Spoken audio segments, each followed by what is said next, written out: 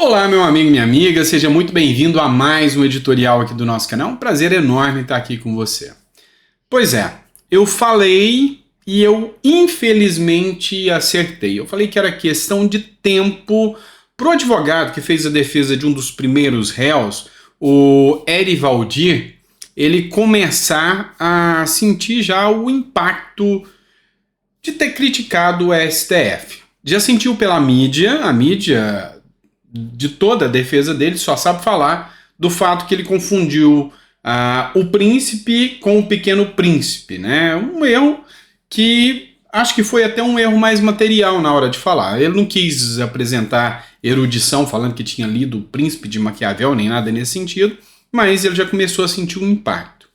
O Flávio Dino começa a sentir o impacto da força petista, da militância petista, e o alvo da vez é o Flávio Dino pela militância petista. Também, Lula está com fortes dores, sentindo muitas dores, mas precisa fazer mais uma viagem, né? E quem vai pagar essa viagem é você. E aí ele vai para mais um país democrático bem semelhante no seu ponto de vista ideológico quanto o Brasil. Ele vai para Cuba e depois de Cuba vai para os Estados Unidos. Nós vamos falar de tudo isso aqui nesse editorial. Então, obrigado por estar aqui conosco. Esses dias eu vou confessar a vocês que é um pouco tenso acompanhar toda essa questão jurídica que aconteceu no Brasil. Acompanhar o julgamento, tecer comentários, eu vou falar que é um pouco desgastante, esgota um pouco. E aí, atrelado a questões de saúde que a gente está resolvendo, a gente acaba ficando um pouco desgastado nas matérias. Eu sei que vocês que nos assistem, muitas das vezes, ficam muito desgastados em simplesmente ouvir as matérias. Mas enfim, a gente vai falar sobre tudo isso agora. E a gente vai começar com essa matéria do Estadão relativa ao advogado Eri Valdir. No último editorial eu falei com vocês da fala dele, que o Alexandre de Moraes não gostou nem um pouco, que ele falou que o Alexandre de Moraes é mais acusador do que o próprio MP e esqueceu a função dele de julgador. E está fazendo o papel de acusador. E aí já veio a primeira resposta, política. Advogado de bolsonarista que confundiu o príncipe com o pequeno príncipe é expulso do partido. Após falas no plenário, o Solidariedade decidiu expulsar o advogado Eri Valdir Catweckel, que era filiado ao partido, depois dos ataques do criminalista aos ministros do Supremo Tribunal Federal. Enfim, ele foi expulso do Solidariedade, lembrando que o Solidariedade, hoje, o Solidariedade Nacional apoia o PT, com exceção de Minas Gerais, é o único partido o único braço do partido que se descolou do PT e apoiou o governador Zema no estado de Minas Gerais. Então, há um racha até dentro do próprio Solidariedade. E agora, a Solidariedade Nacional resolve desfiliar aqui o advogado que teceu críticas ao STF. Lembrando que o Alexandre de Moraes proferiu ofensas, falando que é medíocre, pequeno, dentre outras falas em relação ao advogado. Mas, enfim, rebenta sempre para o lado mais fraco, né? O presidente Luiz Inácio Lula da Silva, ele estará indo para Cuba. E aí, essa matéria do Metrópolis diz que, com dores, Lula embarca para a última viagem longa antes da cirurgia, que vai ser feita agora em outubro, conforme já estava marcado. Ele vai para Cuba e depois de Cuba ele vai para os Estados Unidos para participar da Assembleia Nacional das Nações Unidas, né? E aí, a matéria da Folha de São Paulo escancara um pouco o identitário ideológico que Lula, que gosta de afagar ditaduras, tem. Cuba diz que não tem como pagar a dívida. Que bonitinho. Afinal, Lula tinha dito que Cuba só não pagou porque o Bolsonaro não cobrou. E agora que o Lula está com seu amiguinho ditador lá em Cuba, por que o Lula não cobra? Mas ela disse que não tem como pagar a dívida com o Lula. Pediu flexibilidade com o governo Lula. E o governo Lula falou que vai dar ajuda financeira para Cuba. Pode parecer piada, mas não é não, tá aqui na Folha de São Paulo. O regime de Cuba disse a autoridades brasileiras que espera algum tipo de flexibilidade ou perdão melhor dizendo, do governo Lula para conseguir retomar pagamentos em atraso das dívidas de 538 milhões de dólares com a Havana, o que passa em valores atualizados hoje, de 3 bilhões de reais. Um documento interno do governo brasileiro obtido pela Folha cita como medidas dessa possível renegociação um grande desconto no total em atraso, o uso de moedas alternativas ao dólar ou mesmo a realização de pagamentos em commodities cubanas. Charutos. Provavelmente você, brasileiro, vai ter do seu dinheiro retirado porque está sacrificando o povo brasileiro com impostos para perdoar a dívida com Cuba, para no final das contas recebermos commodities. Ou, quem sabe, os mais médicos, ou quem sabe, alguma outra coisa que Cuba possa oferecer, né? Enfim, esse é o Brasil.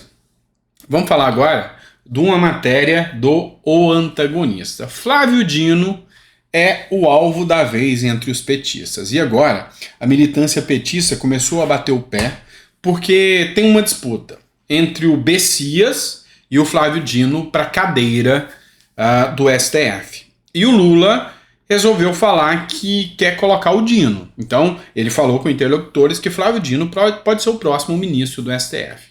A militância petista não gostou nem um pouquinho disso e começou a fritar o Flávio Dino nas redes sociais.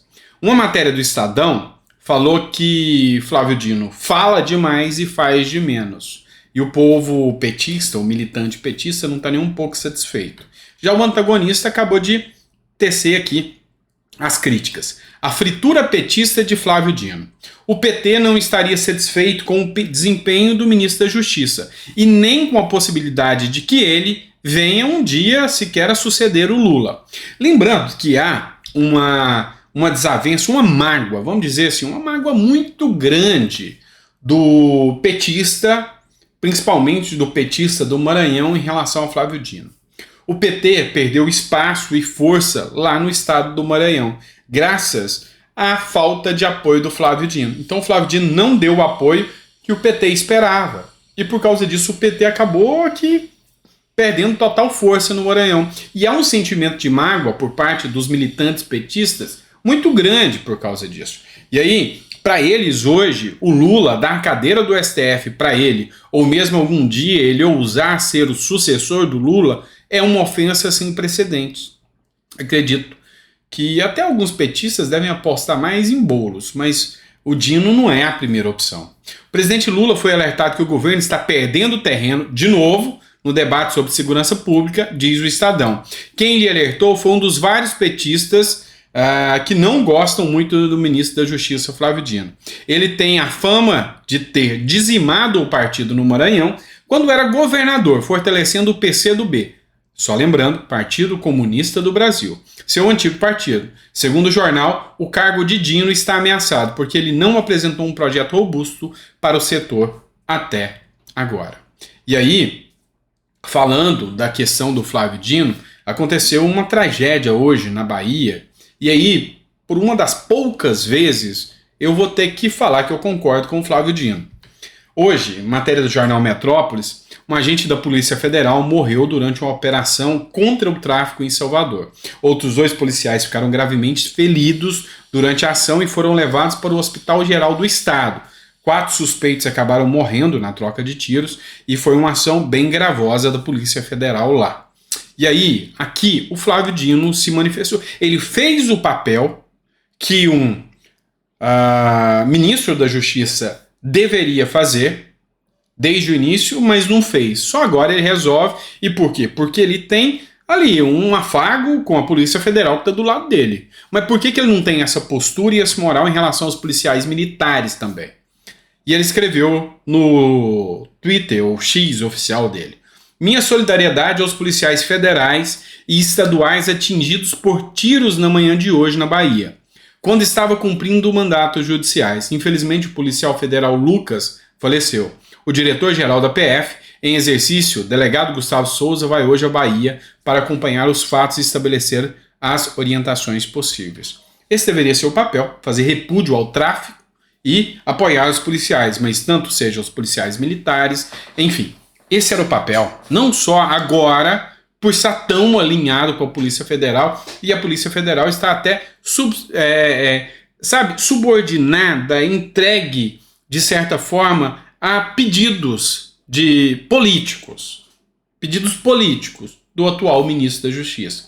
Mas enfim, eu não vou discordar, tá? Eu não vou falar que o Dino errou, porque ele acertou, e quando acertou a gente tem que falar que tá certo.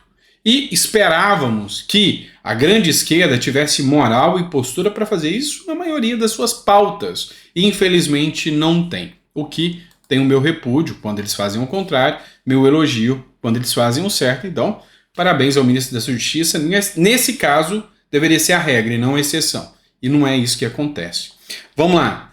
Vamos falar de hipocrisia um pouquinho, né? O Gil Diniz, que é deputado estadual, ele citou duas matérias aqui bem importantes. Uma delas, Lula promete acabar com a garimpagem em terra indígena e defende demarcações.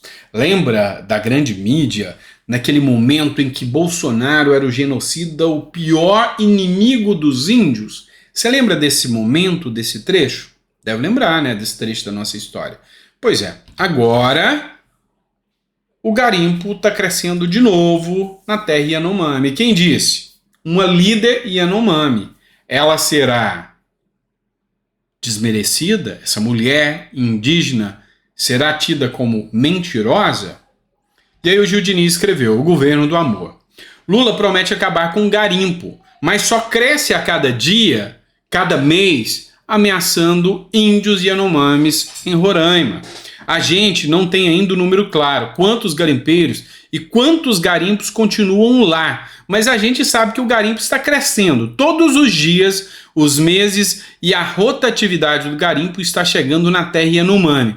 Novamente, disse de Boa Vista a líder indígena. Segundo a publicação, os garimpeiros de outro estado estão novamente ameaçando índios Yanomami. Essa matéria foi divulgada no Valor Econômico, eu cito a fonte, essa da líder indígena, e a matéria anterior foi divulgada na CNN, provavelmente no início do ano, enquanto ainda Lula estava no pré-discurso, no pós-discurso eleitoral. Mais uma matéria que a gente testa para vocês agora. Então, a gente falou muito do STF esses dias, e é um pouco desgastante a gente ver tudo isso que está acontecendo. Mas eu vou citar para vocês aqui o senador Heinz, que reverberou aqui uma matéria do Estadão. Decisão monocrática aproxima o STF da política e o distancia do direito. Estadão desenhou os impactos da politização do judiciário e suas causas. E aqui ele citou a decisão do Toffoli, mas não é só do Toffoli. É a decisão de ontem, é a decisão do Toffoli, é a decisão do aborto, é a decisão da maconha, é a decisão das terras produtivas, é a decisão do imposto sindical, cada vez mais político e de esquerda. Político e de esquerda. Político e de esquerda. Eu tenho que repetir 3 vezes, porque parece que é uma coisa tão óbvia, mas tem gente ainda tapando os olhos. O Estadão falou aqui bem em bom tom, e o Heinz escreveu o seguinte: ele que é senador da República, o Heinz foi eleito, o STF não. A decisão do ministro reforça a percepção de muitos brasileiros e vai na contramão da composição da imagem institucional do STF, que é acusado de exercício político indevido. Nenhum brasileiro, em sã consciência, irá fingir que não viu escândalos de corrupção promovidos pelo PT. Vale passar adiante essa reflexão de Carlos Pereira, publicado nesta quarta-feira, dia 13, pelo Estadão. O texto elenca atos do Legislativo que acabaram por colaborar com os abusos e precisam ser revistos. De minha parte, irei estudar cada um deles buscando soluções legislativas. O Brasil precisa de instituições fortes que apliquem suas competências legais. Esse é o fato. Esse é o ponto que deve ser encarado de frente por todos os membros do Legislativo. E aí o Partido Novo vem inovando, tecendo críticas sempre. E aí ele cita aqui uma matéria do Gazeta do Povo: STF lança prêmio para quem agraciar veículos que falem bem do judiciário. Então, o STF, se você falar bem do judiciário, ganha um prêmio. Provavelmente eu não irei ganhar esse prêmio. E o prêmio, para quem fala bem, vai ser vindo do STF. E para quem fala mal, para quem critica, talvez o inquérito. Espero não receber esse prêmio tão cedo, porque eu tô nessa ala aqui, dos que criticam. STF acaba de criar o prêmio Puxa-Saco do Ano. Partido Novo falando. Numa democracia, nenhuma instituição pode se colocar acima da crítica. Pelo contrário, é um direito questionar o poder e soar o alarme quando as coisas não vão bem.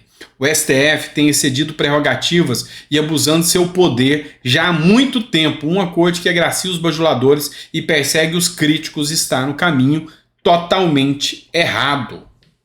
É isso que está acontecendo. Ontem vocês viram o choro de uma advogada, infelizmente, que em vez de ser ouvida, de ver, será que essa fala realmente representa a visão de muitos advogados? Foi repudiada pela OAB. Oh, meu Deus! Aonde que nós vamos chegar no nosso Brasil? A gente está indo para o caminho errado, não tenha dúvidas disso, tá bom? É isso, pessoal. Um grande abraço, fiquem com Deus e até o nosso próximo editorial.